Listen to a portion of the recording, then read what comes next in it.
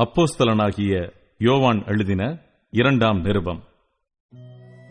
நமக்குள் நிலை நிற்கிறதும் என்றென்றைக்கும் நம்மோடிருப்பதுமாகிய சத்தியத்தின் நிமித்தம் நான் மாத்திரமல்ல, சத்தியத்தை அறிந்திருக்கிற யாவரும், சத்தியத்தின்படி நேசித்திருக்கிறவளும் தெரிந்து கொள்ளப்பட்டவளுமாகிய அம்மாளுக்கும் அவளுடைய பிள்ளைகளுக்கும் மூப்பனாகிய நான் எழுதுகிறதாவது, பிதாவாகிய தேவனாலும் பிதாவின் குமாரனாயிருக்கிற கர்த்தராகிய இயேசு கிறிஸ்துவினாலும் கிருபையும் இரக்கமும் சமாதானமும் சத்தியத்தோடும் அன்போடும் கூட உங்களோடு இருப்பதாக.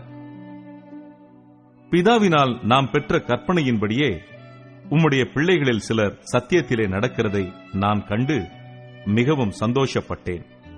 இப்பொழுதும் அம்மாளே, நாம் ஒருவரில் ஒருவர் அன்பு கூற வேண்டுமென்று உமக்கு புதிய கற்பனையாக எழுதாமல் ஆதி முதல் நமக்கு உண்டாயிருக்கிற கற்பனையாக எழுதி உம்மை வேண்டிக் கொள்ளுகிறேன். நாம் அவருடைய கற்பனைகளின்படி நடப்பதே அன்பு. நீங்கள் ஆதி முதல் கேட்டிருக்கிறபடி நடந்து கொள்ள வேண்டிய கற்பனை இதுவே. மாம்சத்தில் வந்த இயேசு கிறிஸ்துவை அறிக்கை பண்ணாத அநேக வஞ்சகர் உலகத்திலே தோன்றியிருக்கிறார்கள். இப்படிப்பட்டவனே வஞ்சகனும் அந்தி கிறிஸ்துவுமாயிருக்கிறான்.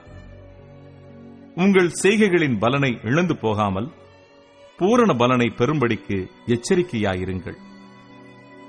கிறிஸ்துவின் உபதேசத்திலே நிலைத்திராமல் மீறி நடக்கிற எவனும் தேவனை உடையவன் அல்ல. கிறிஸ்துவின் உபதேசத்தில் நிலைத்திருக்கிறவனோ பிதாவையும் குமாரனையும் உடையவன்.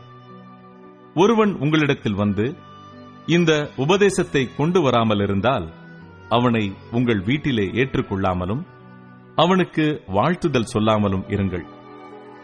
அவனுக்கு வாழ்த்துதல் சொல்லுகிறவன் அவனுடைய துர்க்கிரியைகளுக்கும் பங்குள்ளவனாகிறான்.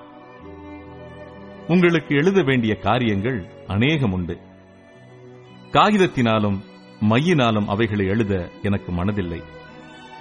உங்களுடைய சந்தோஷம் நிறைவாயிருக்கும்படிக்கு உங்களிடத்தில் வந்து முகமுகமாய் பேசலாம் என்று நம்பியிருக்கிறேன்.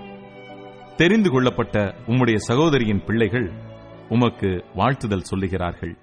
ஆமென்.